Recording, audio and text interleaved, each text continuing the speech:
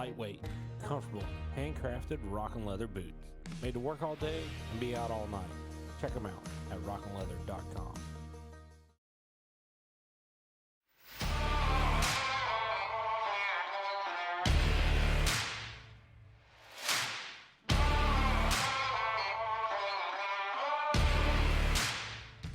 Winter Productions, content creation company that is here to tell your story, whether it's about the love of your life or capturing the chance of a lifetime. We are here to tell your story.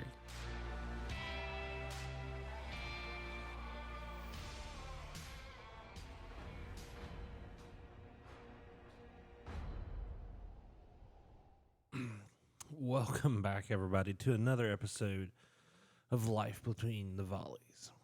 Man, it's a late one tonight. It is almost 11 o'clock, but the reason for the late night is because we're filming with someone out of California tonight.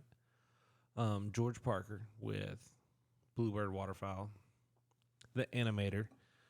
We're going to get him on the phone and get him to join us on Google if I can figure this out. Let me see. You just sent me a message. I'm standing by. Yep. So let me go ahead and. Oh, I can't. I got to do it this way. I got to type it. Okay, here we go. This might take me a second to get it up and running, but yeah, this was a piece of equipment I started using this year, and man, I kind of fell in love with it. Definitely something that honestly, like, you can't beat it. Hold on a sec. I just wanted to use the wrong camera. I don't know why it's using the wrong camera. There we go. Use the OBS one. Nah, maybe it'll change. Maybe it won't. Okay. Well, here we go. We're going to add someone else to the call. Blue Bird.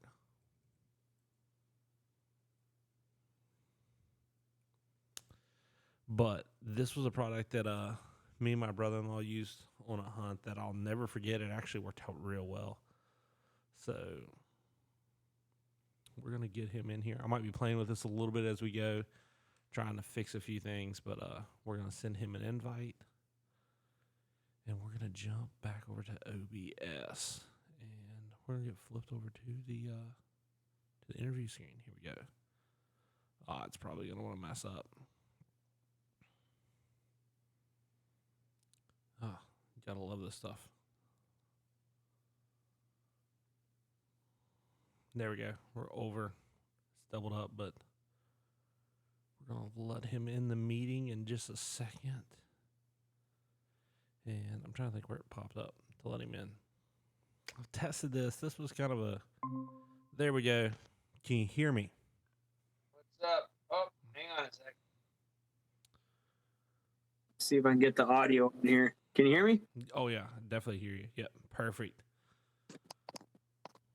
I can't hear you now. Oh, you can't hear me now? Hold on a sec. It's probably on my end. Yeah. Hold on a sec. Roadcaster Pro. Yeah, I got no sound from you. Do you have sound now? Hang on 1 second. Okay, Try that. Does that work there? I got nothing from you. Does this work? Oh, I heard you for a second. Does that work? Yeah, you're like super quiet. Oh, okay. I'm super quiet. Does this help if I turn that up?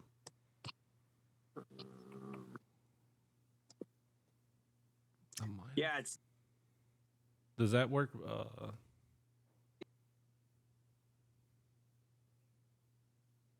I'm trying to figure this out. I hate technology. I If you could can hear me. try to put on my headset. I don't think it's you. I think it's I might on be my... able to hear you better with my headset on. Give me just a second here. Okay. I'm hating technology today.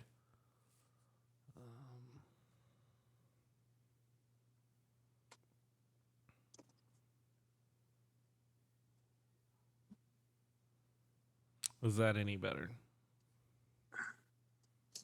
Thanks, buddy. That's audio's there. Come on now. No.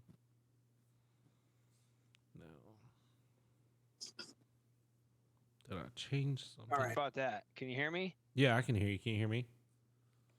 You can hear me? I can't hear. I still can't hear you. Let me try. Oh, I got there we no go. audio It was coming from you. muted. Can you hear me now? Hold on a sec. Can you hear me now? Like I just heard like a little bit of sound come through, but no words. Does it do anything now? Oh, that's it. That's Yep, it? I can hear you now. Okay. There's audio. Okay, there's audio on the board. So we'll figure this out if there's audio in the video or not later on. It won't be the first time I've done this, then have to redo the video. Oh, that's all right. Oh, technology. I hate OBS. It's the greatest, worst software ever invented. Oh yeah, I don't use OBS anymore at all. Oh. It's nothing but a nightmare. And I'm wanting to get into live streaming, like some sporting stuff, and I'm just asking for a headache because that's my option right now because I don't know how to use anything else. I guess I need to learn something else. Well, you know, OBS is cool. Like, I don't know, man. Like, a lot of the big companies now, they're just going just standard cell phone, square. Like, yeah, everybody wants to watch videos like this. You know what I mean? Yeah. Like, everybody wants to see a little square, a little screen with a talking head on it. You know what I mean? Like, the days of, like, multi-screen OBS with, like, info and, like, cool shit on the screen, like, it's all, dude, we're old. We're old. It's all over. It's true. It's true. Like, I mean, I'm a bit of a nerd when it comes to like some stuff because I'll get into watching gaming streaming. I don't game or anything, but for some reason that entertains me to an extent, like listening to it, just because I don't know. It's either I don't do music no more. I do very little music. If I can do music like at the house, hanging out, grilling with friends, but like or like riding in the boat or something. But like anymore, it's like I do a podcast or I gotta have voices talking for me to just listen to. Oh, okay. Yeah, it's just to each his own. It's a weird issue I have currently. Yeah, for sure. But let's start out with let's just get a quick introduction of yourself because I'm excited to kind of talk because I'd say we're going to talk a little bit about probably you had a podcast last night. So we're probably going to talk about your excitement of what happened in Arkansas because I think that's going to be major. You're about to become a big player in Arkansas. I do believe. I mean, it just depends. The stigma of the spinning wing decoy still has a lot of negative continuity, you know? Yeah. It's not appreciated by everyone. So, you know, I got a lot of texts and phone calls saying, oh, you know, the Arkansas market opened up and this, that, and the other thing. And I'm going, guys, there's a lot of them good old boys out there like their jerk cord, and that's all they're ever going to use. Well, you know, I'd say it'll open up to the guys coming to the state. Like us that come there are going to be like, hey, we're gonna bring our spinning wings. I'm sorry, but we're kind of addicted to them. When we get to run them on every single hunt, and sometimes you're just sitting there and you have a bunch of ducks decoying the decoys. It's kind of a habit not to want to use it. I mean. Right. No, for sure. Yeah. I mean, having one or two in your arsenal, I think is vital to overall success. It's just like any other tool. I mean, you wouldn't go out without your duck calls, right? And when you do, you're all pissed off. You got to practice your mouth calling in front of your buddies, and you're looking all stupid, right? So, it's just one of those tools you got to have around. And I think the Animator is going to fall right into that category where, you know, it's one of those things that you're going to want to have around. You know, you're not going to use it every hunt, but you definitely want to have one. Yeah, for sure. So before we get talking full Blue Bird Waterfowl, I want to get an introduction from you, kind of get to know the man who kind of come up with this idea. Because it's been kind of cool. Because so far I've had Todd on from Rixie Outdoors, which is a guy who thought of an idea, made it happen. So now I've got another guy who thought of an idea, and technically, I guess I had Forrest Carver-Hall on from Pond Creek. He thought of his own duck call he wanted to make, and that's going pretty well. So I have a thing.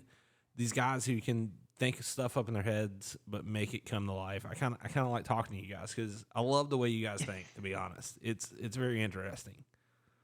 Yeah. Everybody has their own story, right? For me, it was the pandemic really caused a lot of chaos in my life, and just trying to figure out what and where we're gonna do, just to survive, right? I mean, I live in California, bro. Like, shit was shut down. Like, That is true. There was no restaurants staying open going, guys, it doesn't matter where you can stay. No, bro. Everything was done, dude. Like, it was wild. It was wild. It was a ghost town here. And, that caused just, I know all of us enjoy a drink from here to there, and, maybe, something else if people are into smoking pot or whatever it might be. People started to kind of get back into themselves and enjoy life a little bit. And part of that was, those change of mindsets. Mine was drinking. And throughout the pandemic, it became a little bit of an issue where I was like, okay, well, I kind of enjoy staying at home and drinking instead of like going out and doing things. And it affected my duck hunting. And I really needed an outlet to get myself away from the negative things that were affecting my psyche from being locked indoors for 2 years, and when I thought of the Animator, I just knew that was my opportunity, that I had to jump on it. We've all had those crazy ideas in the blind, but this was something I feel like kind of saved my life. It was like an opportunity for me to have an outlet, a positive outlet, and it just went crazy. I went crazy on it. Stopped drinking completely for like almost a year and a half. Bought 3 3D printers, started printing prototypes. Like, dude, I got a box full of like little, looks like dog turds, dude, just like shitty little 3D printed prototypes. They're all brown because that's the filament I was using was brown. And I had 3 3D printers going in here 24 hours a day. I remember my buddy, my best man at my wedding, came and stayed here in the living room one night just to hang out with us and the family. And he couldn't even sleep, dude, because they're like, like all night long, just 3D printing. But that's how adamant I was about figuring out how to do this, because I knew God gave me an opportunity to break myself free from kind of that depression and other things that were affecting. And I'm sure thousands of people, if not millions of people across the country, dealt with the same thing. It's like, you're forced to stay in these dark little holes and not do anything. And it really affected me in a particular way. And the Animator ultimately saved my life.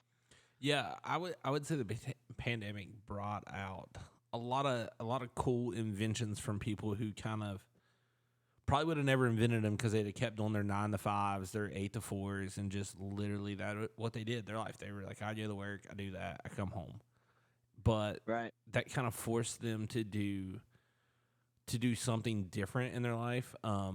Yeah, it kind of killed my extracurricular hobby of that time, but it kind of opened. It killed one hobby, but kind of opened this media world hobby that I'd dabbled in and wanted to be in. It's definitely been crazy. I mean, we definitely weren't in California, so our lives were affected a lot differently than you all's. I can imagine with just the complete. I mean, we everybody out here heard stories on the East Coast where I'm from West Virginia, so obviously we didn't give a shit. Basically. We're like, everybody gives our state crap anyways from all kinds of other stuff. They were like, you'll probably have worse off stuff. But is West Virginia still a state? Yeah, we are. Yeah, we are. Yeah, yeah. Surprisingly, they still let us be a state. They let us vote too. Still, surprisingly. You guys are so quiet over there. It's hard to tell if you're still there. We have to be quiet. We say too much, we get in trouble. I mean, that's. But. I love that, like what it means. Like, that means so much to you, that product. Like, it's literally your heart and soul, and gives like new life to probably the sport of waterfowl hunting. Right. Yeah. Let's jump to, because we're probably gonna jump around a bunch because I chase rabbits all day because that's how my brain works. let's That's all jump to like where first. Let's give a quick overview of what the Animator is, so that people that haven't seen it. I love mine. I have two. Yeah. I think I've got one. I probably should have had Yeah, I mine got sitting in front of me, but It's all right. I got one right here. So the Animator is a spinning wing decoy conversion kit. It's a camshaft that snaps into the wing slot. So just on a standard spinning wing decoy, you clip this thing right onto the motor shaft, and you can use it with or without the wing. So you can put the wing into the outside of the Animator, or you can hunt it with no wings. I've seen dudes hunting with one Animator and one wing. I've seen dudes hunting with two Animators and no wings. It's a completely unique product, and what it does is it actually splashes water when the wings spin. And guys might be saying, "Oh, well, you could just dip a wing into the water, or you can put a zip tie on your wing." Our product is it's something magical. Our last podcast, the guy was calling it Voodoo Mama Juju. Um, this plate right here, this plate design, cavitates the water, patented. Covered like a lead blanket, dude. When we found out what this thing does, it was so vital to the success of our product, and just it's just so interesting what this thing actually does. Is it makes the sound of a bird's wing in the water. So it sounds like that sound you hear when you scoot a coot across the water, like when you're going to set up your decoys or something, you scoot a bird across the water, that wings on the water sound. And if you think about it, that sound is a known sound to waterfowl. All the way down the flyway, they hear this sound: feeding, fighting, mating, bathing, breeding birds, whatever it might be. They hear water sound if there's live birds around, but there's one place in the world where these birds will never, ever hear that wings on the water sound, and that's when there's hunters nearby. And so what we found was those birds that people call veteran birds, they come down from 500 yards all the way right outside a shoot zone, and then they just take back off. Like, why the hell did they come down 500 yards, stay right outside of the shoot zone, and take off? I argue they're listening for water sound. If they hear water sound, they don't think, they know that there's no hunters around. And we've seen proof of that when you go to pick up your decoys, or what happens when you go to take a leak, right? You're walking through the water, and the damn birds want to start working right over the top of you. And all these hunters across the country they kind of laugh at that idea that, oh, yeah, it's happened to us too, right? But if you really think about it, yeah, I mean, when the birds, oh, you got me? Yeah, I got you. Yeah. Oh, okay. When the birds come down, they hear you walking in the water. They don't even look for you because they know you're not there, because hunters don't make water sound. So when you're walking through the water to pick up your decoys, or walking through, your dog's running out to go work a bird, or you're going out to take a leak, you're making that water harmonic, that splashing sound. Those birds are so comfortable with that sound that they'll land right next to you. They don't even care that you're there. Yeah. So this plate is where the magic happens, and this plate attaches to a rod, and that rod attaches to the cam, and that whole setup right there fits right into your pocket, 2.5 ounces, and you can carry it with you and use it when you want to. So that's what the Animator is. Yeah, and if you're gonna buy it, I definitely recommend getting the carrying case, because the carrying case is awesome. It's a well designed case. I love that thing. You said a lot there. The sounding in the water, which is funny for the guys who are like out on the spinning wing decoys, especially the Arkansas boys. How much do they kick water? How many times has one of them told a story? We were walking through Bayou Mead on our way back, and ducks starting to work right over top of us while we was walking through the timber. Well, yeah, the sound, the ripples, everything that puts off is literally what, like, it's there. It's that's what it is. I mean, I don't understand. Yeah. Like, I've seen it work. We love using it in the fog.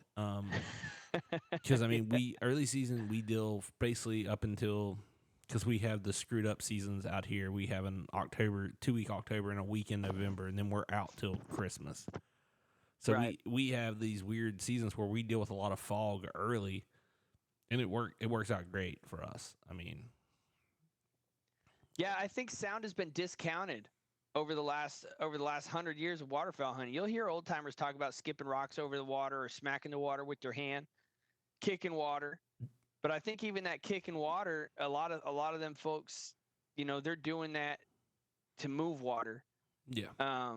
There are some good old boys that understand that strength of that cavitation. When you kick that water, that sounds like that bird's landing in the timber. There are guys who know what it's actually doing, but I've talked to a lot of guys that are just, they talk about kicking water to move water. They talk about motion decoys to move water. Everything's moving water, moving water, moving water. It's about what the birds are seeing, choosing your spread, how many decoys, using a spinner or not using a spinner. What are these birds seeing? What have these birds not seen yet? And these hunters don't talk about what these birds haven't heard before. Yeah.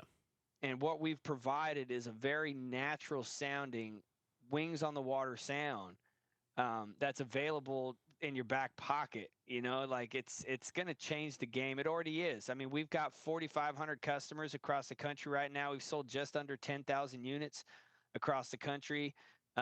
Almost straight 5-star reviews. We got a 4 and a 1 mixed in there, but you can't please everybody. But over 155 5-star reviews from our consumers, lifetime warranty on parts and pieces. I mean, we do everything we can to make sure the customer is happy with the product. That water sound is going to be a very big deal in the next few years. And you guys that got on board early, you're going to be telling stories, 15 years down the road going, oh, I remember when that thing came out, Oh, it's going to be one of those things. It's going to be like the spinning wing. Water sound is going to be just as powerful, if not more powerful, than the spinning wing decoy itself. Oh yeah. So yeah, I mean, it's going to play a major role, and I mean, you've hinted on it that we're going to get to the imitators with the zip ties eventually. How long it took those to pop up, which. I mean, it should be a form of flattery that people are working that hard to, like, we're going to drill a wing and a spinning wing just to kind of try to imitate that sound and stuff, which they can try. It's not the same. It's right. not the same. Zip tie's been around for a long time, Yeah, but it didn't become a big thing until. But it didn't. I'll give you your smoke here. It didn't become a big thing until your product started hitting the market. Then it was like all the time you're seeing TikTok videos, guys like doubling your videos over and like, you can just do this. They can do that. Right. I'll set up beside of them all day long. I mean, those are my favorite guys to set up beside of. You can try the Jimmy Rig system or pay a little bit of money and have the right thing. Right. Yeah, and that goes for anything in life. I kind of live by the mentality that I'm too poor to buy cheap. You know what I mean? Like, I can't buy cheap stuff. I need it to last. I need to pay the money, buy once, cry once, get it done. And guys, we're talking about this is not Sitka gear, right? Yeah, These aren't Sheen waders. This thing costs $70. It's got a lifetime warranty, bro. Like how much shells are you shooting out there? I know you ain't shooting 10 shells and getting your limit. No. I know you ain't doing that. They better start in Arkansas though. They better start shooting better. Any decent hunter. I consider myself a decent hunter. We go through a box of shells. It's just what happens, It's every day's different. I wear glasses and contacts sometimes, depending. So my shots are all over the place. You know what I mean? That's what I blame it on, at least. I always tell people I don't shoot birds. I shoot at birds. But to think about how much shells we shoot a season, and those things are damn near $1 a piece anywhere in the country. Here in California, they're almost $2 a piece now. And that's for the cheap stuff. If you ain't buying it on the Boss or the Apex or the upper, we'll say the upper set of shells, then yeah, $1's cheap anymore. Like I may have, if you're out like, there shooting heavy bismuth or something like that, yeah, you're already at $50-$60 a box. Oh yeah, I do like you said something there. What this comes down to is whether or not you're going to spend a few bucks now and have a product that's going to be guaranteed that you're going to like, because if you don't like it, you can always send it back. That's like, your warranty. Yeah, your warranty, or I don't even know what that would be. The fact that's, as I was on your website the other day looking at something, and yeah, if you don't like our product, just return it for a full refund. I was like, I don't know if I'd put that on there. That's. I mean, I've always had that ever since we started the company. Yeah, I mean that if you don't like the product, you get your money back. Yeah. There's no questions asked. Yeah, I mean, you know how many people returned them? out of 4,500 customers? Probably, I would say someone has because someone's that person. Well, I mean, the average is 1% to 2%. That's the national average of warranties and returns. So, what do you think our return ratio is? Like if I can give a percent, it has to be at least 1% then, based off that. 1% would be 45 returns. That would be fair, right? Yeah. We've had 3. Yeah, and those guys just didn't shoot something the first We've time. had 3 people return it, and 2 of them, they were gifts from their wives, and they said, "I don't need any more toys." One of them was an actual return. We've only ever had one actual person say, "I'm not satisfied with the product," and send it back. Yeah, This thing works. It works. It's built like a brick shit house, man. Like, I took the time. It's carbon fiber. It's definitely It's injected DuPont nylon. Like, everything like, it's top notch. Yeah, but you made a comment there that I have to 100% agree with. You said it in there. Buy once, cry once, and that's me and my one buddy's philosophy.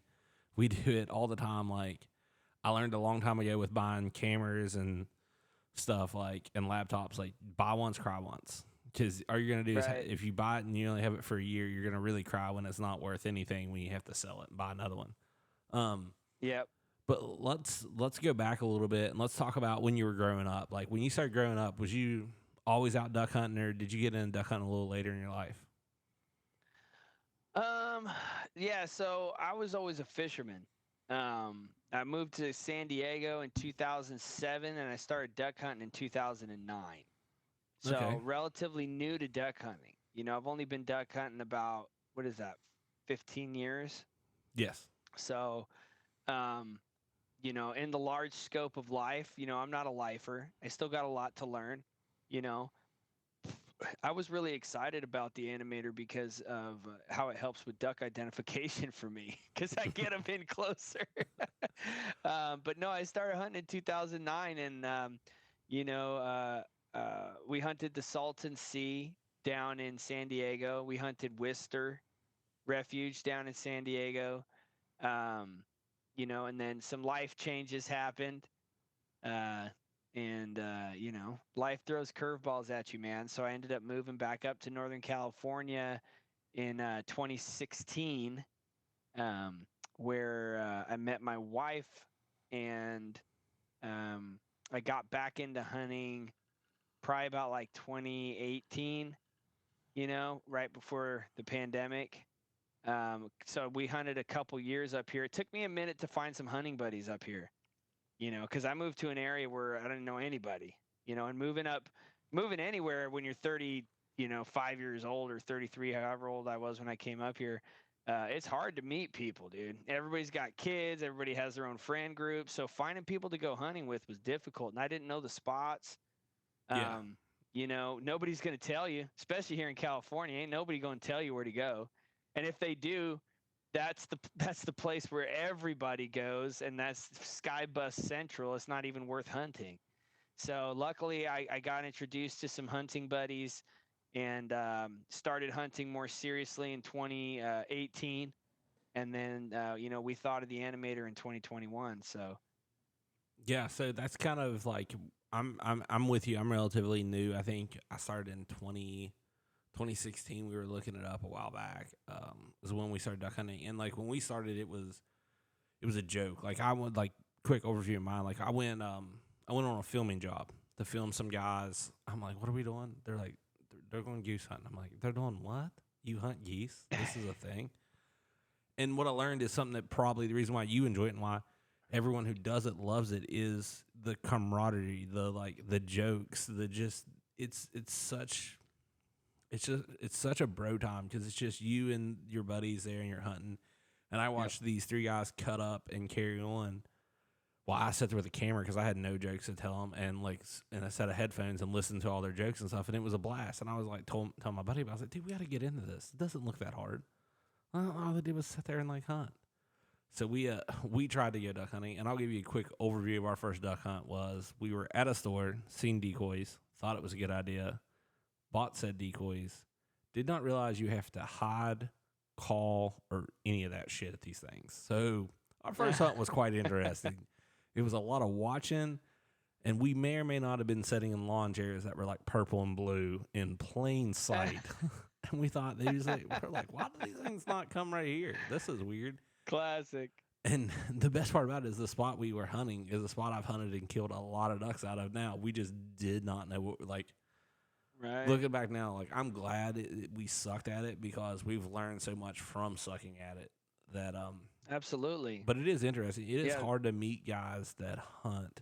And waterfowl guys they're worse than whitetail guys about seeing ducks and stuff. Like, they are very standoffish about their spots. I hunt with a couple different groups. It's weird because where I film and stuff and photograph, I hunt with a couple different groups, and like they're always in a panic that like I'm communicating to both sides. I'm like, guys, half of us don't care about what the other half's doing, so they're not hunting the same place. So calm down.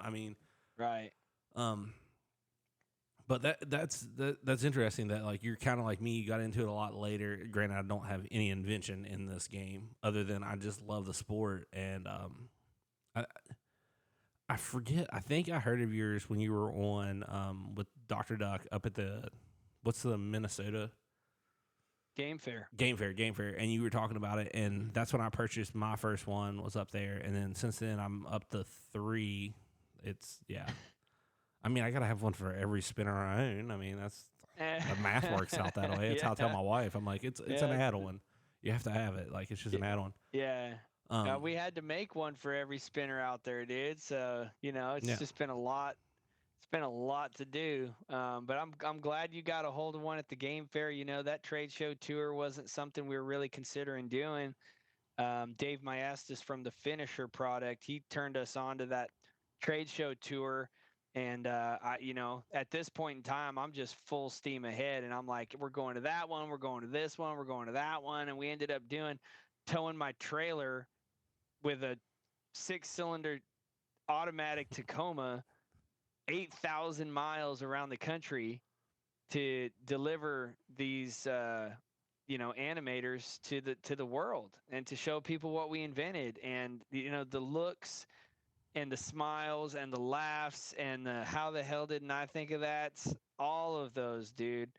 They make it worth it, all of it's worth it. Okay, so real quick, because I ran into you at NWTF, and I got to talk to you for just a second because you guys were packed all weekend at NWTF, which was awesome. I got to shake your hand and stuff. That was great. Just because for people who don't understand, like some of these booths at these shows are insane. They are very elaborate. How has like the booth development changed since like day one when you showed up to the first one? Was you like, oh gosh, we gotta like change this up. We gotta get ready because these guys are like bringing. Some of them guys. They're bringing in insane amount of stuff. I liked your booth you had it. NWTF, it was like very organized. It was like you had a lot of examples going. You had your products, you had your apparel right there. It was nice and easy. It was easy visually to like see what was going on, what you had there in front of you. Well, right now we've got lightning in a bottle. So the presentation of the product, though I want it to be professional, I don't think matters as much as those other guys. A lot of these other guys, these call companies or, these outfitters, they're all in competition with each other. So which one looks the most professional? Which one has the most mounts? Which one has the best deals? All that stuff matters. For us, we're the only one that's got the golden apple. Everybody wants the golden apple, so we just put the golden apple out on the front table, and what was important to me was that the consumer gets to hear the product in person. They get to play with it. So we had to have a water bin. That was number one.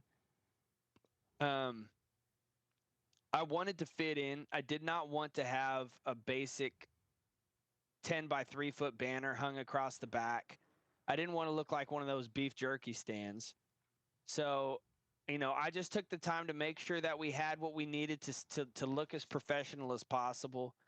What we have found as we've matured through the trade show scene is that we need more space. Because when people get into our booth and they want to play with the animator and talk to us and purchase the animators or try on some hats or something, we get packed up so dang quick. There's a lot of folks that have complained to me later on after the shows that, hey, we were trying to get in there and we couldn't. So we have been spending a little bit extra money to spread out the booth to a 10 by 20, 10 by 30 foot space. I know at the Waterfowl Expo this year, we have a 15 by 35 foot space. Ooh. You know, we're trying to create an environment where people can come and talk duck hunting and enjoy yourself, you know, like we're not trying to sell our animator to you. Yeah. The country wants them. We've got orders coming in online, you know, 15 to 50 a day, orders, not units, orders. And what's important to me is that the people that take the time to come and visit us at the trade shows get a good deal. So if you come to the trade shows and order our animators there, if you get 2 of our animators, you get all the accessories included, the silent plate accessory, the hard case accessory. I know at NWTF, we were giving away a free hat with every order as well. You know, we try to make sure that the customers that are taking the time out of their day to come and visit us in person get the best deal possible. That's one thing that's important at the trade show. And to be conducive to that environment, it's important that we had enough space. So that's probably the one big thing we've changed, is that just we've kind of increased the booth space. And I think it's true with all the popular booths, like no matter what they were, like you have like Shin booth, like it was really popular, but the thing was they were selling, so like there wasn't a lot of room to hang out in their booth, because I guarantee you get a lot of guys like let's talk about Dr. Duck's booth real quick. There were guys that just want to stop in there and bullshit with them, and to me their booth was too small for that kind of environment, because it was 10 by maybe a 10 by 20. Yeah, was it? 20 is not big enough for him. Then he's gonna have to look at like a 30 or something massive, because he needs a 20 by 30 with a couch in the middle. That's what old Billy needs. And that's the truth. Like, and that couch is just so Dennis can lay down and relax. Yeah, I mean those guys, like they got like, I actually only got to talk to them because like I got to feel important, which I'll say that on this podcast.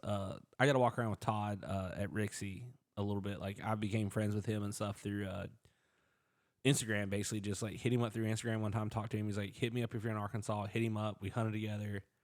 We talk about once a week or something on the phone or something. We socialize with each other. I mean, he's an awesome guy and everything. I think he bought one of your animators at NWTF. Oh, really? Yeah. Okay. He's like an awesome guy, and like I got to meet Billy and them because he knows all them because they run his dog stand.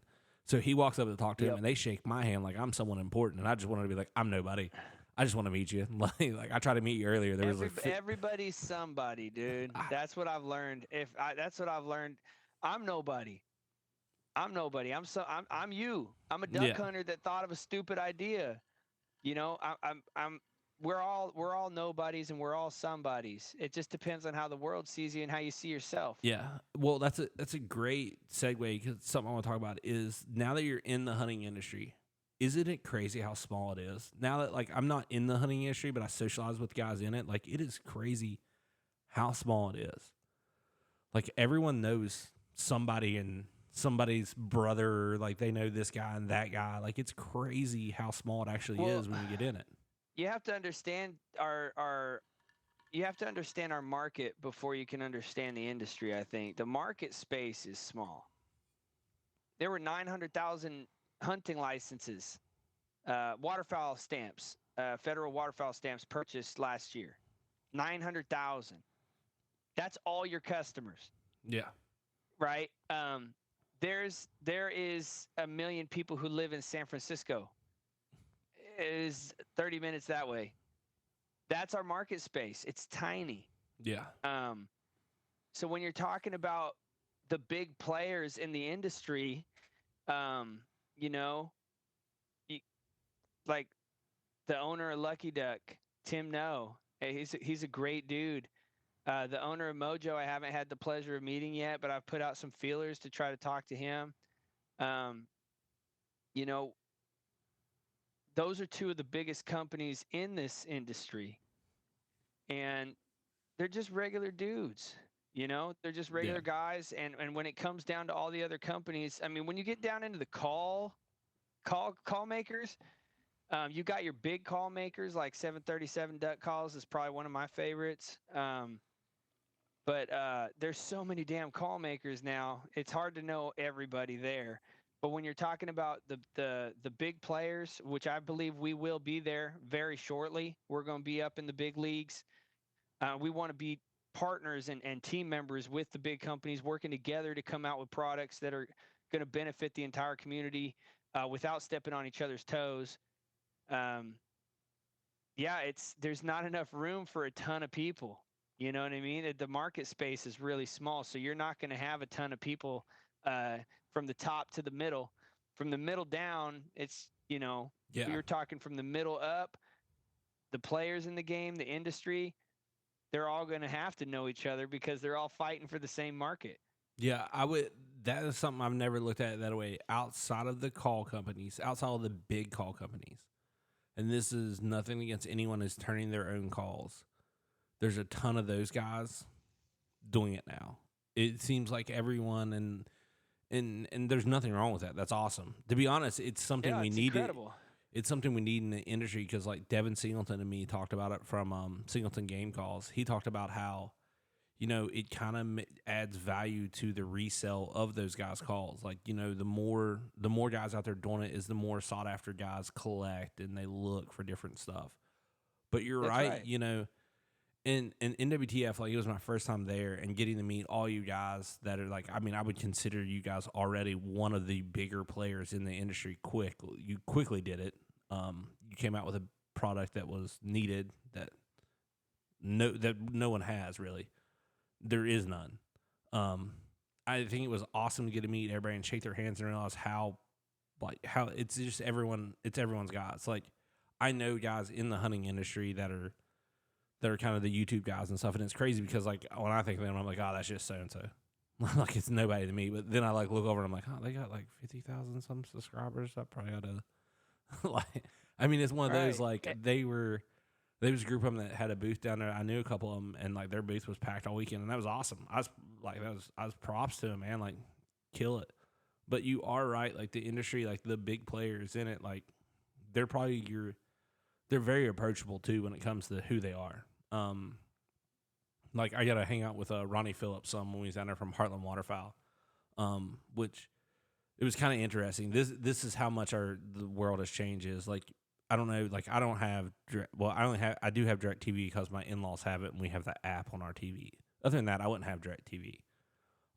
All my media is through like either the Netflix, the Hulu World, Amazon Prime. We don't have that. We use someone else's Amazon Prime, or YouTube or something. But it's crazy that like the YouTube guys are so big, and then you have like Outdoor Channel, top of the line video, like to me, like Heartland Waterfowl is maybe one of the best like Outdoor Channel like shows when it comes to waterfowl hunting.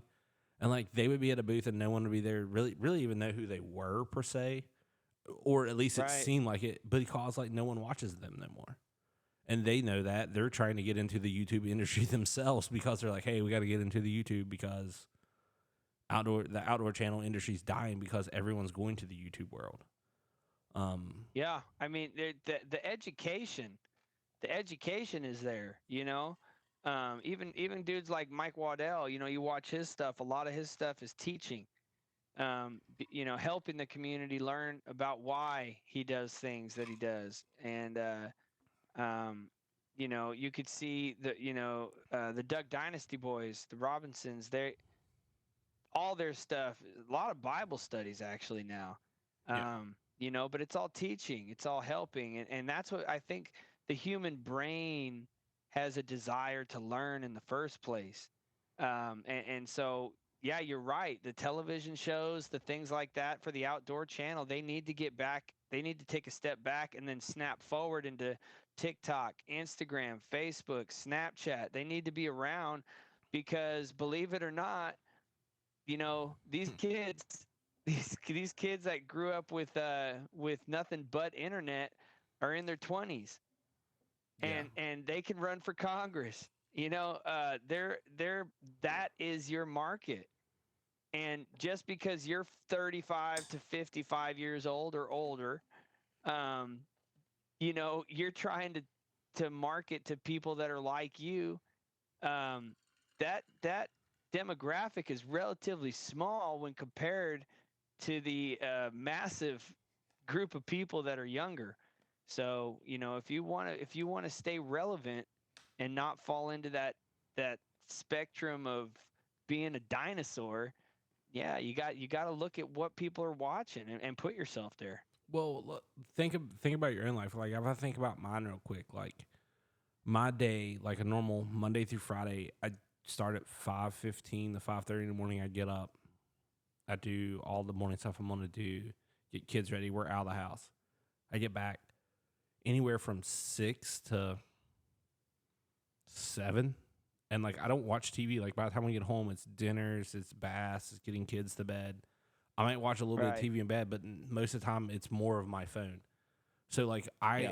like everyone, no one I'm the one who grew up with like dial-up internet. Like that was what we had for the longest time. Like Yeah. we're kind of the last of the ones that had TV, and we don't even watch it no more ourselves. Like you're losing that generation's gone.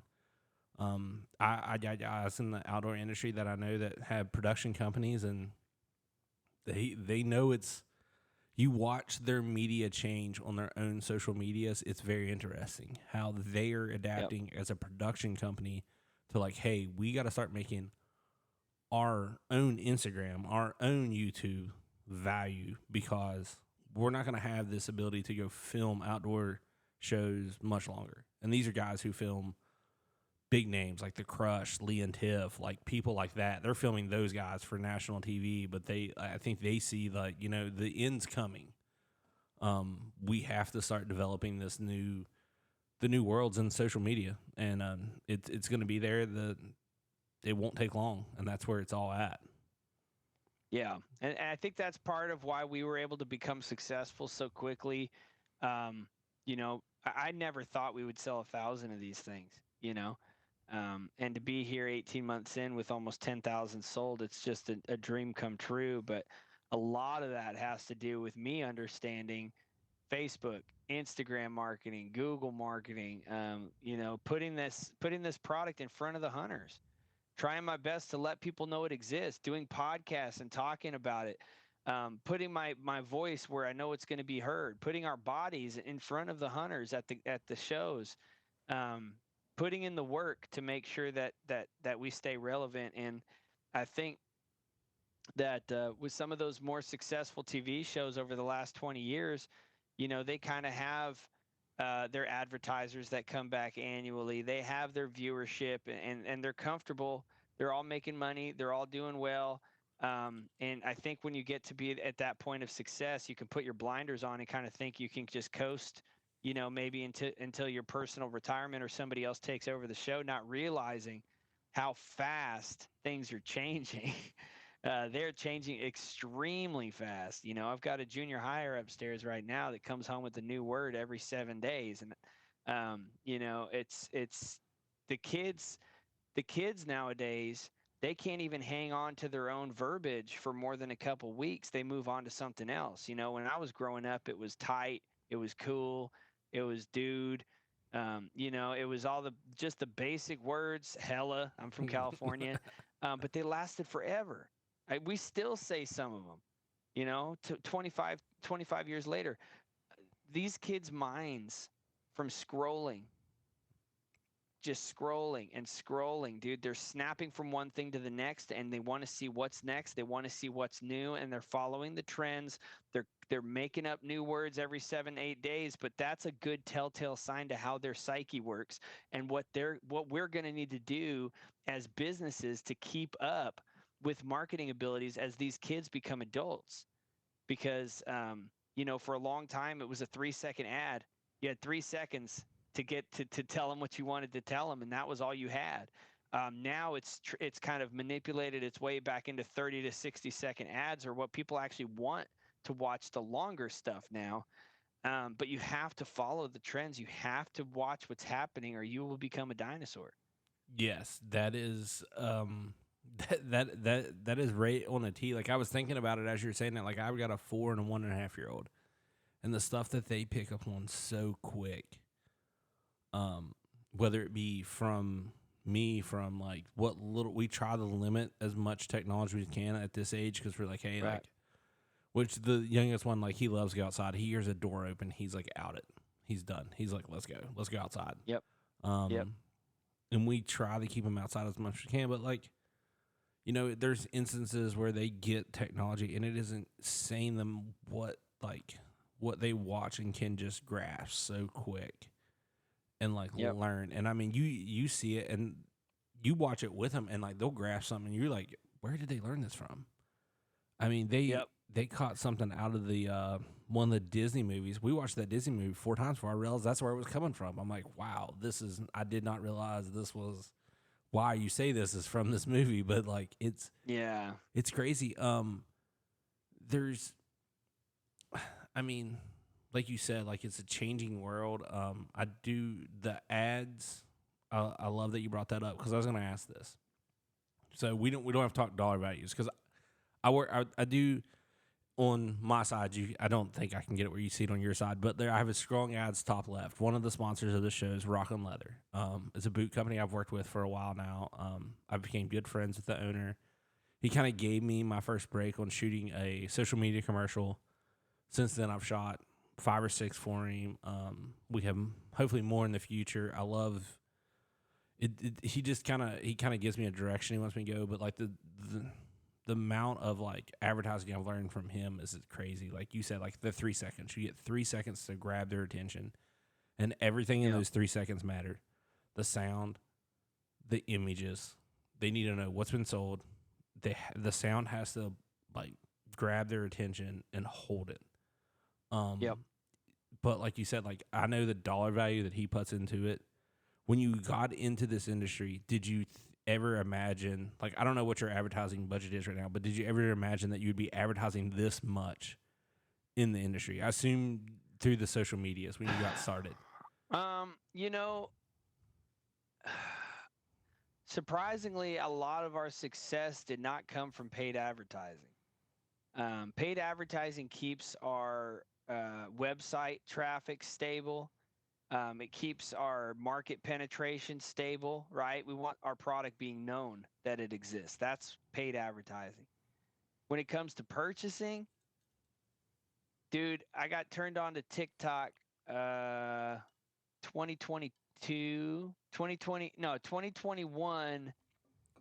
I think it was in November of 2021. And I took my camera and I took a decoy and I pointed it at the decoy with no animator on it and it was spinning. And I put the phone down onto the duck so it blacked out. And then I hooked up the animator and then I put my phone back on the duck so it blacked out. And then I brought the phone back up. And, you know, TikTok does those snap video things. Video was 6 seconds long. I posted it. That's all it was. Didn't even say nothing. Didn't have no music, nothing. It's just video. Went home, took a nap, woke up to 70,000 views. And I was like, is this for real? You know, are these real people? Dude, 1,000 comments and orders just flying off the shelves. By that evening, it was at 250,000 views. Within a week, it was at 1.3 million. And as of right now, I think it's at 10.4 million views. Stupid little TikTok video. Paid advertising, you have to be involved in it to keep yourself relevant because others will. To answer your question, I don't know anything about what I'm doing at all. So did I expect it to cost this much? Maybe. I have no idea. I don't even know if I'm paying too much, if I'm paying too little. I'm not a business owner, man. I'm a duck hunter. I'm a fisherman. Yeah. You know? I fished on a commercial fishing boat for 10 years. Like, I'm not a business owner. So moving into the market space, trying to figure out what our advertising budget was going to be, it surprised me how much it costs. Yes. Yeah. Well, I assume you're like, because I know what his advertising budget is, and he's told me it, and I've told him I will post every day for you. You don't even like just pay me that, and I'll post. Like, buddy, I can sit in your office and do this. And Right. he's like, it's not as effective. I'm like, I'm pretty sure I can. I'll post 7 times a day for you. I don't give a crap. Like, I'll take that money. Right. It surprised me. I've done a little bit, like very, very little bit of advertising. I mainly do it for like the wedding industry side, just because like I try to keep relevant. It's becoming sadly more and more competitive in this state for some odd freaking reason. I can bitch about that for an hour.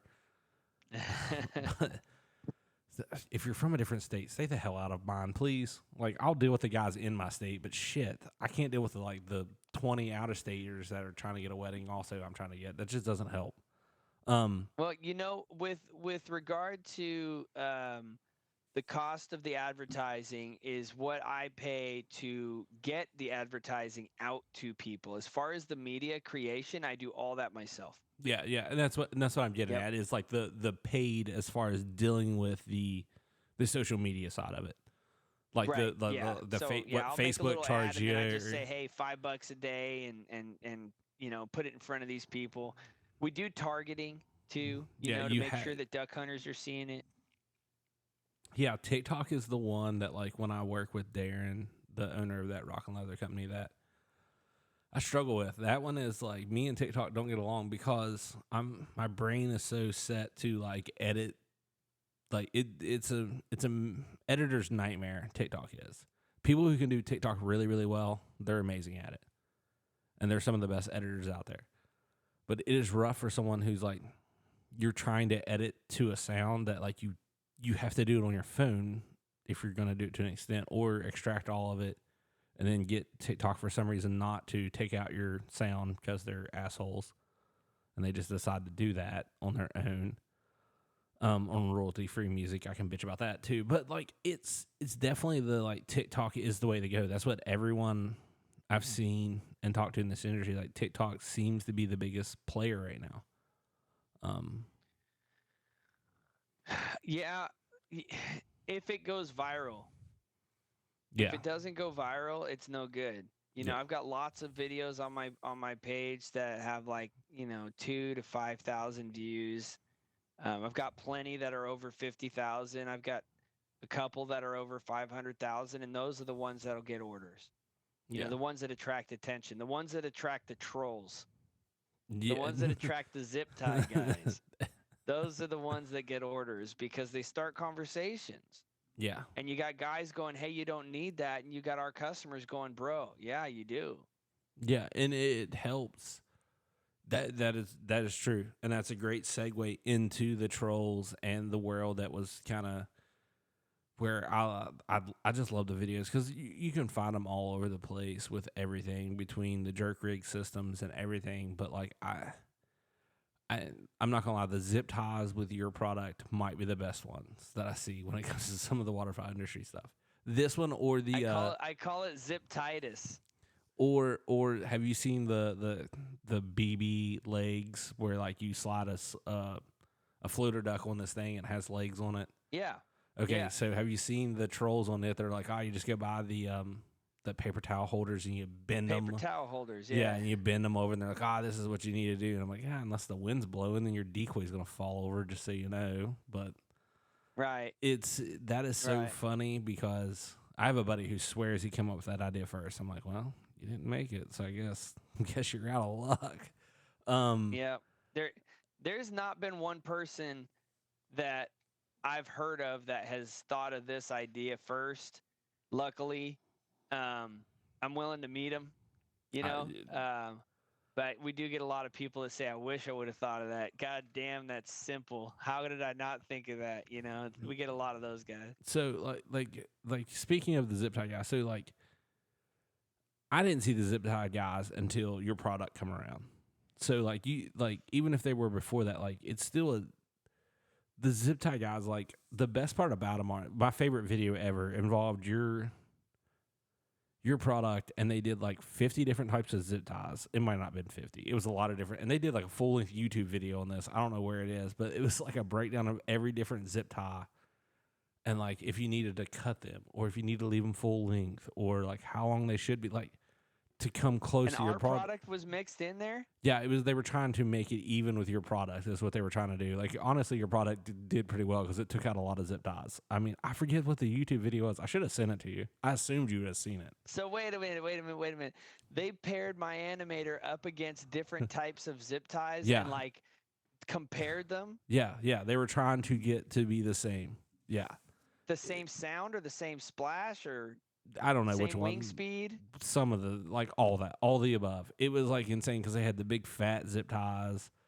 They had Okay. like I can't imagine how many wings this guy trashed in the process of doing this. Because you're like, because I think he had like 2 or 3 spinners, so like he had more than one setup. So he was cutting more than one one set of holes.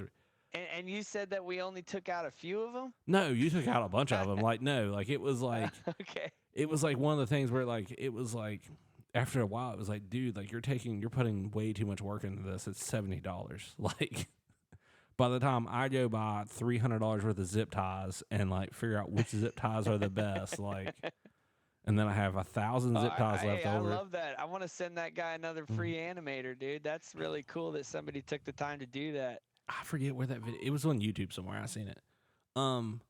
But speaking of free animators, something that you did that was awesome. I actually won one. Was at it was at Christmas time. I think you did the live stream where you gave away 50%. I don't know any other company that was willing to do that. I mean, you gave away a ton of stuff, and it was all trivia. It was fun. It was a fun video. It was a fun live stream. It was like entertaining. Like I think I was setting up to do a podcast, and I was like sitting in my kitchen, and I was like, "What is this?" So I just jumped on it. So then I was on it. And I'm like, what is going on? So then, like, I followed it for a while. That was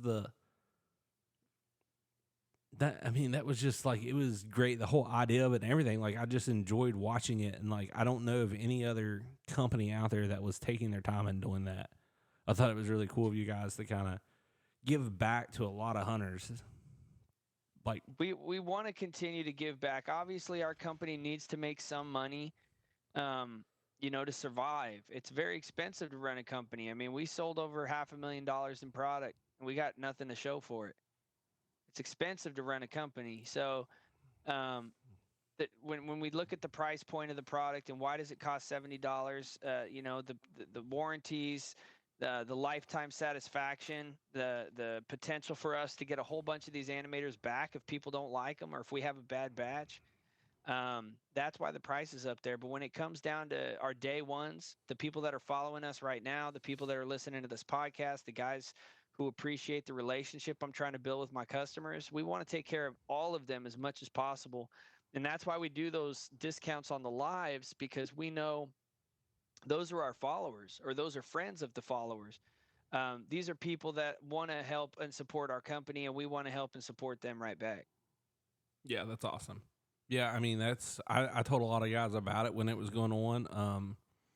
It was funny because they were like, I was texting them, got in the live, won one, and I'm like, guys, I just won one. They're like, no, you didn't. I was like, yes, I did. Like, this is a real thing that's happening at the moment.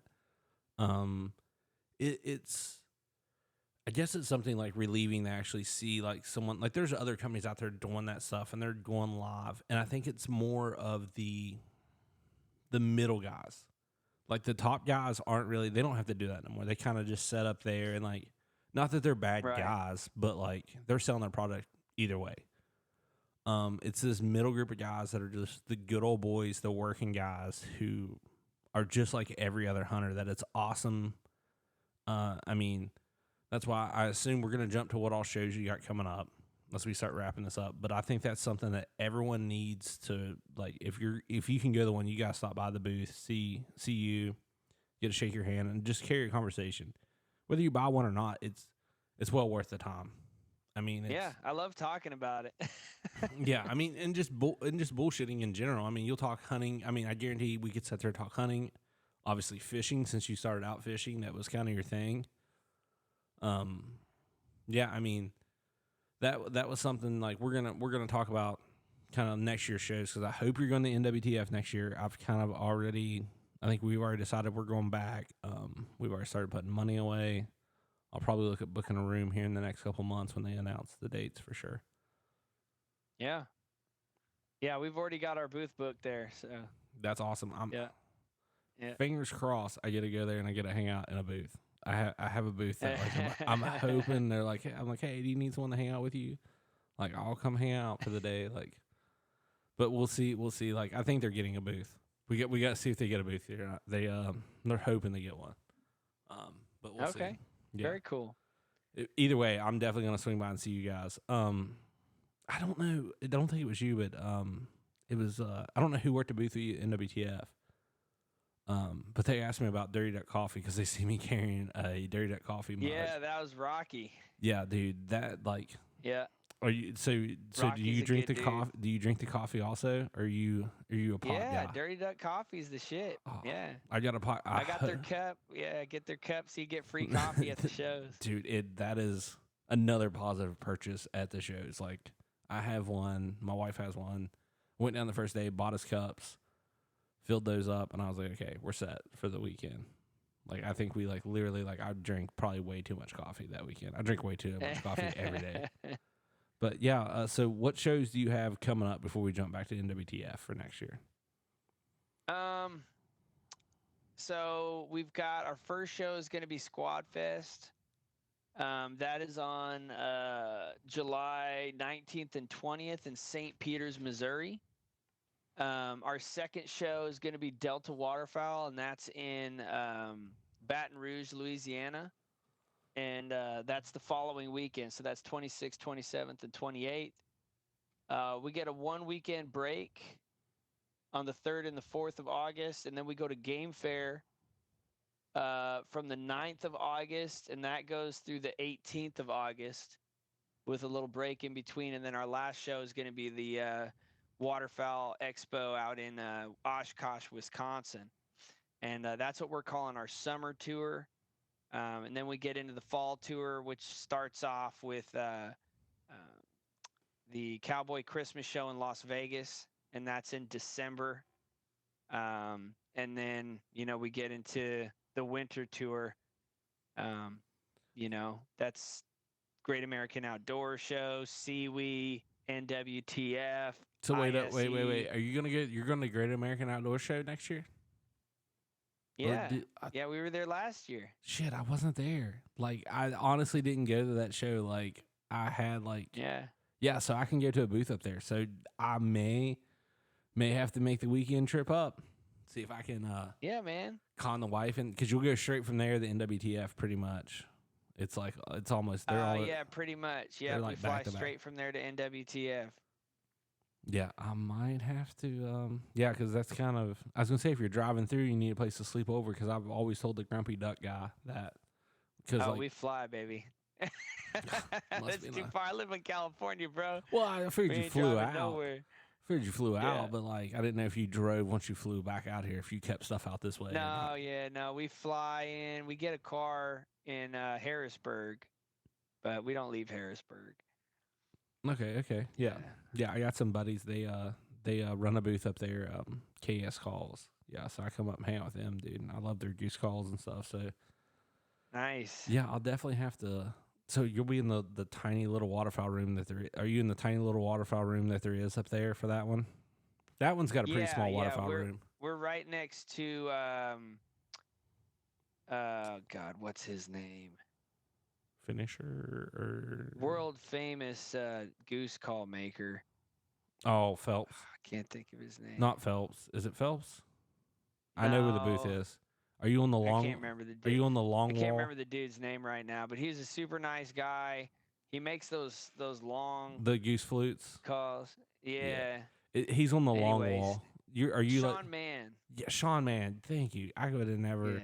Yeah, so you're not far actually from the KS booth. Yeah, they're just around the corner from you. Yep. Yeah. So that's definitely. I have to. I've tried to tell Dirty Duck Coffee they didn't come up there. So if I go to that, I have coffee to drink while I'm there. Yeah. So okay, I might have to make the trip up there and do, because I went up there the other year and did a podcast from KS booth. It was like 2 years ago. So I might have to like make the plan to go up there and do a podcast from the booth, grab you and grab some of the other guys up there, and let's just like string together a line of podcasts from all the guys before they head to NWTF. That'd be hell a yeah. fun. Sounds good to me. Yeah, that'd be a fun time. Yeah. So you go from there to let's jump back. Squad Fest. Is Squad Fest not? I want to go to Squad Fest sometimes. I became addicted to shows after NWTF. Like the Great American Outdoor Show is good, but like the NWTF is pretty. The environment around it's pretty awesome. It's a little more. So there's a major difference between the smaller shows and NWTF branded shows. So Game Fair has been around a very long time, but I would say Game Fair is not even in the echelon of NWTF. NWTF is up there with SeaWee. It's up there with Great American. It's up there with some of the more high-end shows in the country. And those shows are important because you get people from many different states traveling to that state to go to that show. Where Squad Fest is it's a fun event. It's nothing but waterfowlers. Yeah. There's no mammal hunting there. There's nothing. It's just waterfowl companies, which is really cool. It's a smaller show. I think we estimated about 3,500 people last year, and one tornado. That was the population of the show. It's 35,000 people and one tornado. I forgot about that. Yeah. So, it's a small show. It's run and gun, baby. It was me and my buddy Phil on day one. We sold. Oh God, what did we sell? We sold like 150 animators, so 75 kits in an 8-hour period. We were selling 10 an hour, so one every 6 minutes, and it was just two of us. And we were just begging for help halfway through the day. Does anybody have anybody they can spare? Because we were just thunder-jugged with people, dude. So the next day, we brought on these two girls that were the wives of the people next to us. And I told them, I said, we're going to be real busy. We generally do not drink in our booth. We're here to work. You're going to get paid. If lunchtime comes around, you want to have a beer or whatever, that's fine. These girls were fucking plastered by 11 a.m., dude. And it's like, I needed their help. There was nothing I could do, but they're back there just chugging beers out the cooler. And I'm just like, dude, because their husband's booth is right next to ours. So their husbands kept coming over and handing them beers, dude. And I'm just like, when I'm working, I'm working. You will never, ever see me have a beer in my booth, period. Yeah, like and I know a lot of people do, but that's just not for me. Yeah, I can't like when I sit down for this, like I don't drink beer anymore. Like it gives me acid reflux so bad. So like I'll do like a bourbon, like a one shot bourbon, like whiskey sour mix or something. That's what I've done tonight. Like I can't do beer. It just like it messes with me. It just makes me like sick. So like I don't drink enough. I really get drunk off of it. The problem is I drink one and I have acid reflux for 12 hours and I want to murder myself from it. So yeah, it's a bad double-edged sword. Like it's funny because my brother-in-law drinks. So like when we do events here, he knows I don't have beer. So he's learned to bring his own beer now finally when we do like a cookout or something, and he'll put it in the fridge in the garage. My father-in-law knows where my bourbon sits, so he just comes and drinks those. So,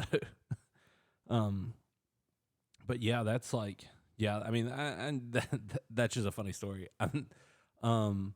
Yeah, I want to make it out there. Me and a buddy talked about coming out there, and I wanted to bring my dog, but then like I heard a lot of people talk about, man, it's so hot. There's a lot of blacktop, and I'm like, man, I don't need my dog on blacktop, because I wanted to bring her out for the trials. I mean, she's nothing special. My other buddy, he really wants me to get her field tested before she gets like much older, and I'm like, dude,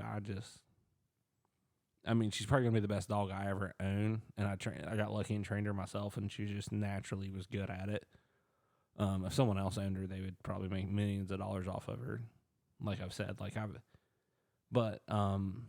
I've thought about coming out there. I think we probably won't make it this year because I think I'm gonna go to Alabama and visit my one buddy who's moving down there. Game Fair would be a better fit for you for that. That's the Wisconsin one. Minnesota. But it's a dog show. Yeah. It's held at a kennel.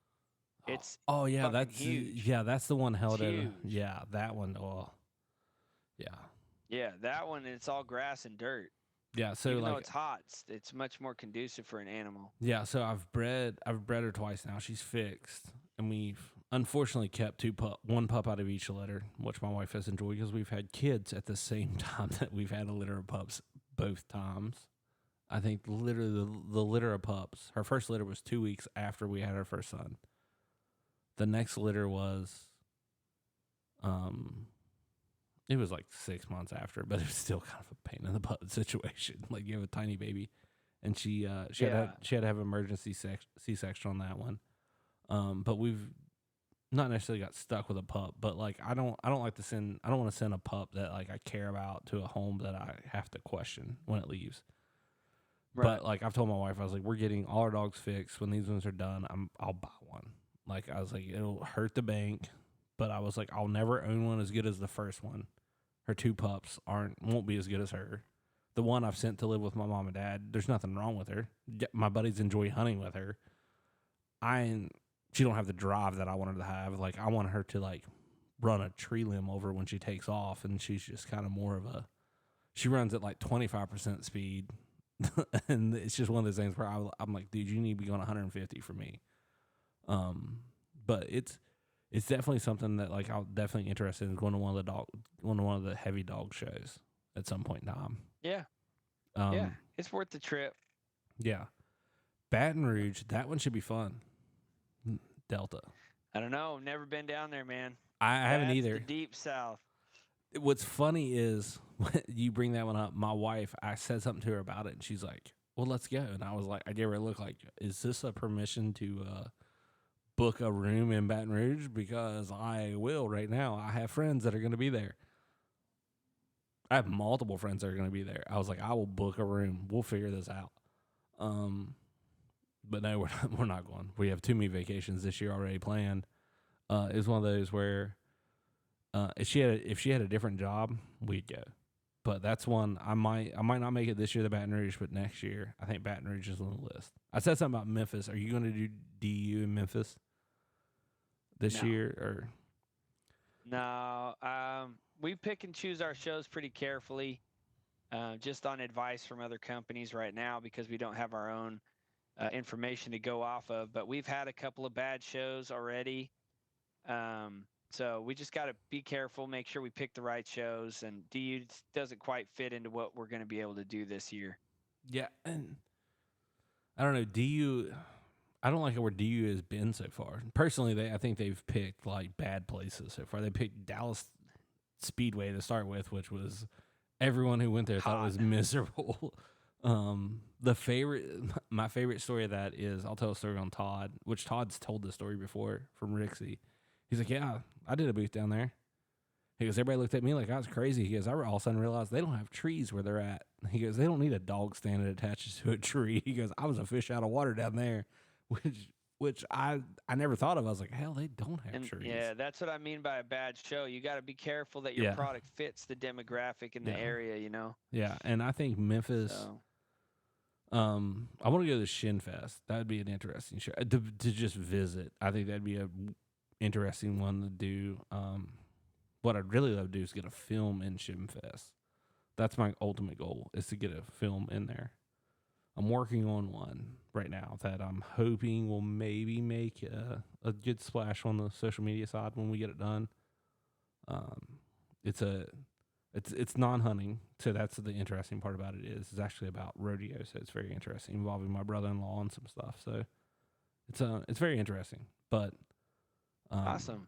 Yeah, let's get back to you. Sorry, the rabbits are running wild right here. Oh, it's all good. Yeah. So, hey, you got any other questions for me? Yeah, we're gonna rapid fire here to finish this off. Okay. We're gonna throw. So we're gonna ask some questions here. So I think we've already asked this one, but are you gonna do black coffee, an energy drink, or pop in the mornings when you're going hunting? Oh, energy drink. Energy drink? Which one? Which one are you doing? Yeah. I like the Monster. What are they? The Revives or something? Okay. Like okay. they're like a lemonade or a iced tea mix. Yeah, They're yeah, good. yeah. Okay. That's a new one. I haven't. No one's ever said that one because if they go monster, they either go the original or they go like one of the coffees. Okay. Yeah. What's your snack of choice when you're hunting? Like, what's your go to like blind snack? We doing a chip, Go a to blind snack, Pop Tart. Pop Tart. Okay, what flavor? What flavor? The S'mores. 100%. s'mores. That's a good S'mores, flavor. That's a yeah. good flavor. I'm not gonna lie. That's a Yeah. good flavor. Okay. I got a sweet tooth though. If it's not gonna be something sweet, I'm going with meat sticks. Meat sticks? Okay. Hopefully one of my buddies killed some mammal. you know, I eat some deer, I eat some pig, whatever they got. Give me some meat sticks. Okay. Okay. So I don't know if you have the option, but do you have the option to cook when you're hunting? I don't know how y'all hunt out there. We do not. So No, we don't have the option to cook. I mean, we could bring a small single pan if we want, but no, we don't cook out there. okay. Yeah. That's a rare question because a lot of guys don't cook while hunting because those guys that have the fortunate ability to, they just suck. We'll just say they're not really hunting because they ain't got to put. They got time to carry extra shit. Are they even hunting? Let's be honest. They're glamping. Yeah, that's right. Yeah. All you Arkansas boys, y'all remember that. Okay, what's your go-to place to eat afterwards? Like if you've had a good day, where are you going to eat? If you go eat with the guys. There's a burger joint. I think it's called Jay's Burger Joint in Calusa. Okay, That's the spot, dude. That's the You spot? go get a double cheeseburger, get yourself some jalapeno poppers, some French fries, and a milkshake. okay, Yeah. okay. I like that. Okay, what about what about if you've had a bad day? You still hitting the burger joint, or you just mad Oh, going we hit home? the burger joint regardless. Yeah. I like that. It depends. If nothing's flying and we're out of there early, we might not hit that burger joint. We might hit Starbucks or something on the way home. But to get around to the good duck hunting up here in the Rice, for me it's about 2.5, 3 hour drive. So we generally stay most of the day, flying or not flying, just to see if there's something changes during the day. Okay. Wow, that's a haul. Yeah. Okay. What's your typical bird you're gonna shoot when you're out there? Oh, Sprigs. Sprigs. I'd seen your. Yeah. I think you guys shared the post. You guys are all excited getting the. Are y'all about to get 3? Oh, bro, thank God. They're everywhere. They're everywhere. They're like wood ducks for you guys. See, we ain't got no wood ducks out here. Okay. You'd be lucky to shoot a wood duck out here. That's a trophy bird for us. Well, You I know? mean, you let me know when you want to come to West Virginia. I can like literally. You tell me how many wood ducks you want to shoot. We'll take Yeah. 5 guys and you can shoot freaking 15 as far as we're concerned at times. I don't know. Yeah. I'll probably shoot my 3. So Now, you can. I do have a lot of divers out here. So the big Drake cans, those are good. We get a lot of teal out here. But I would say our 3 main ducks out here are going to be, there's 4. Canvasback, pintail, the green wing teal, and the scop, Okay. the bluebill. Okay. What's your dream bird? If you were gonna what's your dream bird to shoot? Your dream U.S. bird. We'll say that because you could say a bird. Dream U.S. bird. A banded spoonie. A banded spoonie. Okay. Yeah. I had some buddies last year. I filmed a wedding for one of my buddies, and if I can find the video, I'll ask for the video and I'll send it to you. Okay, the video is freaking hilarious. They dropped, I think, 7 spoonies out of one group. It was a group of 30 that decoyed on his wedding day, and it was only 2 of them hunting. And they dropped 7 out of one flight. They said it was just. Nice. They said you shoot at one and you hit 3 other ones and knock them out of the air. Yeah. Yeah. So, man, really, that's a surprise. I thought you might go black duck or something. That's what a lot of guys go. They want to shoot a black duck. When it comes to banding birds, the spoonie doesn't get captured a lot. They only band a certain number of them. So the odds of shooting a banded spoonie are more difficult than any other bird banded. So if I had to have a dream bird, it would be a banded Drake spoonie. I like it. I've never shot a spoonie, so They're beautiful birds. People hate on them. There's a lot of hate out there, bro. A lot of hate on I would shoot spoonies. one. My But they're a beautiful bird. Okay, so this is a fun one because like you have the guys in the group all the time. What is a bird that you guys like will try to trick a buddy into shooting? Like for us, it's like my A spoonie. A spoonie, really? A spoonie, yeah. You'd have to. We would fight each other for a spoonie out here, but a merganser. I don't know if y'all get much mergansers out there. We get a couple mergansers on the private, like pond waters, but not out in the open, really. Okay, yeah. We hunt a lot of open waters, so we don't get a lot of mergansers. We get a couple golden eyes now and again. But yeah, no, we don't shoot spoonies out here. What's the guys don't like shooting spoonies? Oh God, yeah, you don't want me out there. Like as soon as I got in California, the first thing I'm shooting is a spoonie, and I want to find. I do not care. I'll lay out spoonies all day, dude. I cook my ducks. They're good eating. I don't give a shit what they. I don't know. They all taste the same to me. I know people like to have some premium ducks or have some idea that some ducks are better than others, and the bird is going to taste like what it eats, right? Yeah. So those diver ducks, they are going to have a very fishy, kind of clammy taste to their meat if you don't brine them, if you don't age them. But I brine all my birds, I age all my birds. So when it comes to the final product of the meat, it's very difficult to tell the difference for me. We might have to have you on for a cooking episode because that's like. Like one of the guy who owns KES, for a fun fact, when you're up in the Great American Outdoor Show, he's actually like a 5-star chef, is what he is. Oh, like, nice. Yeah, so like he's like, we get into talking about cooking and stuff, and it's just like, he stayed the night before my son's birthday. He got bailed on by some guys and had drove down from Ohio. So I was like, dude, you can come stay at my house. They had COVID. I didn't even know that was a real thing still back last duck season, but they somehow had COVID. And he like crashed at my house, brought a bottle of bourbon. We like made him dinner and everything. And like this was the night before my son's first birthday. First birthday. Yeah, it'd have to be his first birthday. He's 1.5. Yeah. And so like, my wife's cousin, she bakes for us, like does all our baking and stuff. And like he's like we'd be carrying a conversation. He'd just reach over and like she's like working on a cake, and he'd just rip off paper towels and hand them to me. And eventually I learned that he was like realizing that I'm not paying attention to her, that she needs help. And like I was like, do you just want to get up and help her? Like it'd be easier. Like I'll sit down and drink. Like I can do that. Yeah. But no, he's like awesome to hang out with and stuff. So I gotta ask this because you didn't name any birds I thought you might name. Do you guys get much widgeons? Or because like that's a thing. Like out here we presume you guys have a ton of widgeons. Yeah, we have a lot of widgeon out here. They tend to stay up near the rice. We don't get them a lot in the tidal water. They really like fresh water, but there's plenty of widgeon to be had around here. Yeah. Okay. What about the cinnamon teal? Yeah, the elusive cinnamon teal. Yeah, people say they've shot them. I haven't seen them.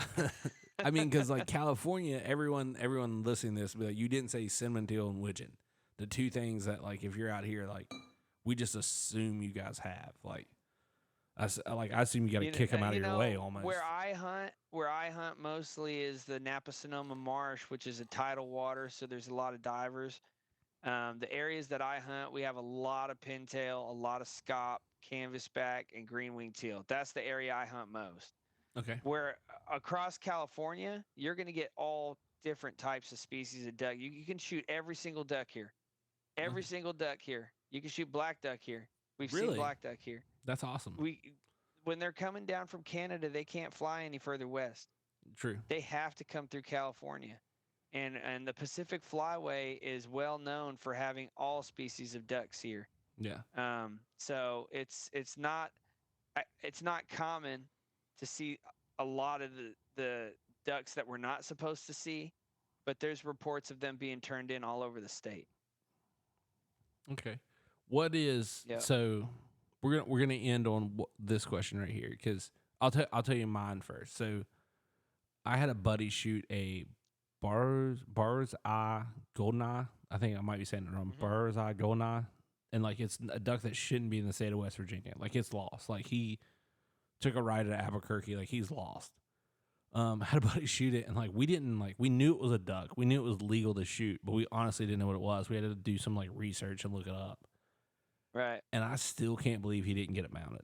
I'm like, dude, like this is like even if you just throw it in the freezer for a couple years, like I mean, there's always the like I mean, that's like you're never gonna shoot that bird again. You shouldn't shoot it again unless you go somewhere way away from. Golden eyes are trash out here. We do not shoot them. See, that's like us. Like that's like I had buddies like they were like, "What? Y'all shot those?" And just like he ate it. I'm like, "Yeah, he ate it." Like I mean, and like Yeah. I kind of like looking back on it, I'm like, I probably would have ate it too. I probably wouldn't have cared. I mean, I mean, let me tell you this: if I'm having a tough day, golden eye's gonna drop. You know what I mean? But if there's birds flying, we're not gonna hit the golden eye. We're not gonna target the mergansers. We're not gonna hit the ruddy ducks. We're not gonna shoot at the bluebills. I'll take a drake can any day of the week. Um, but yeah, I mean, when you have an option to avoid some of those birds, I would much rather shoot a big bluebill than a golden eye. That's just me. Just for quantity of meat, because the bluebills can get pretty big. So the canvasbacks are great. They're huge birds. We don't see a lot of mallards in the tidal water. You get those things when you get up into the still water rice up there, Calusa, Sacramento, Los Banos. But you do see mallards occasionally. I have shot mallards in the tidal water. But yeah, man, golden eyes out here. Yeah, guys don't shoot them. it's crazy that you run that list off here, and like I want everyone to think it like is out this way, like the eastern part of the United States. He listed birds that will shoot all day. That like I know the guys in my state, the guys in Ohio will shoot. But there's birds out there that you're just passing on. That's like, yeah, we're not going to shoot those unless it's a really, really bad day. And I mean, we're like, it's just crazy about the difference in the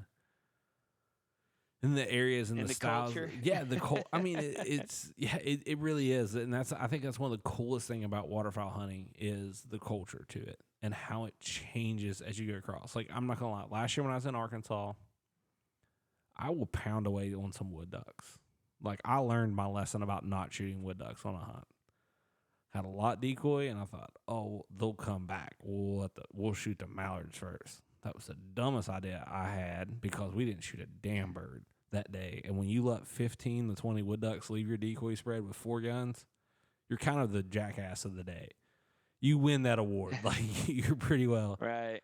Yeah, if we got a 4-man group, we're shooting everything because we want to get that. We want to get that limit. You know what I mean?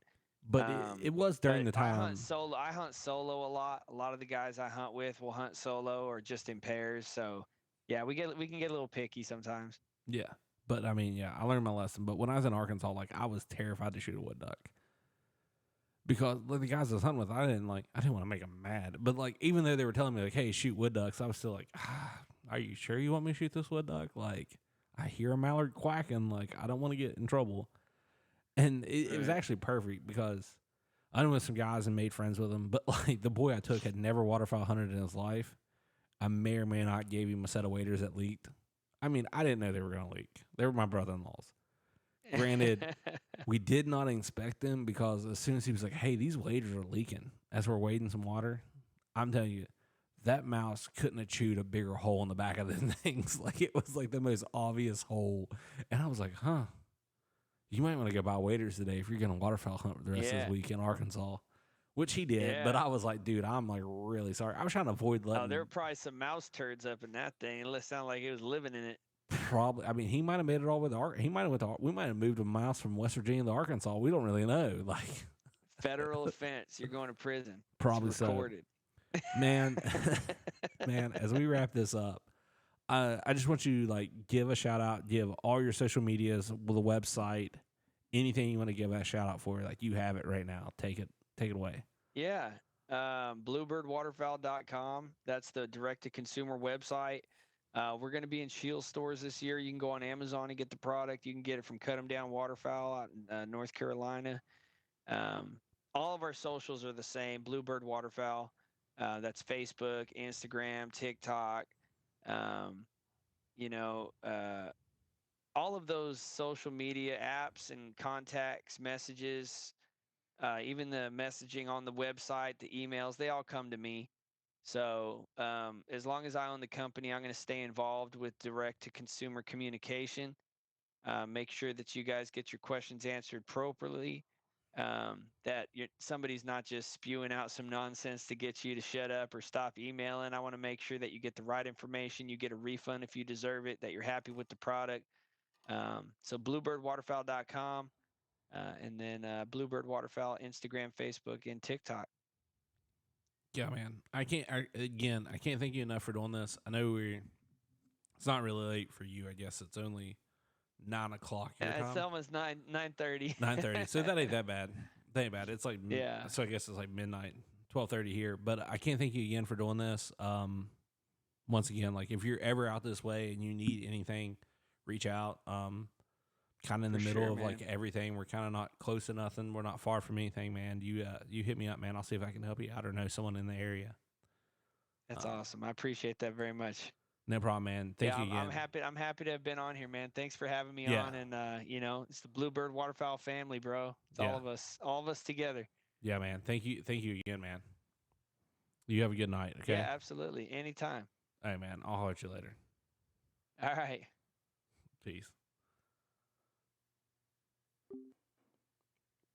Okay, that was an awesome podcast. I'm not gonna lie. Parker does a great job. Gosh, I'm tired. You can tell I'm tired. My bald spot's showing on the side of my face. Oh man. Bluebird Waterfowl. Please go check them out. It's definitely changing the game.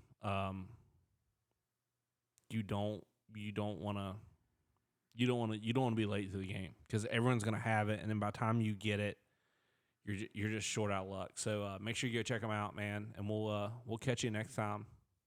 As always, life between the volleys.